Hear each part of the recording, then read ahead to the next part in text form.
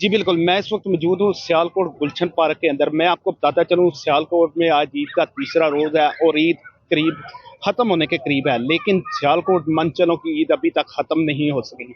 और सबसे अहम बात सियालकोट में ये भी बताता चलूँ गुलशन पार्क में एक म्यूज़ियम का भी इफ्तिताह कर दिया गया है, जिसकी निगरानी डिप्टी कमिश्नर सियालकोट खुद कर रही हैं और मेरे साथ शहरी भी मौजूद हैं, उनसे भी जानते हैं वो इस बारे में क्या बताते हैं कि आज ईद का आखिरी रोज़ है और आप एंजॉय कर रहे हैं। और सुबह के टाइम तो गर्मी बहुत ज़्यादा होती है, लोग दिन में तो एंजॉय नहीं करते, लेकिन अब आज मौसम भी बहुत प्यारा है और लोग एंजॉय कर रहे हैं इस पार्क के अंदर।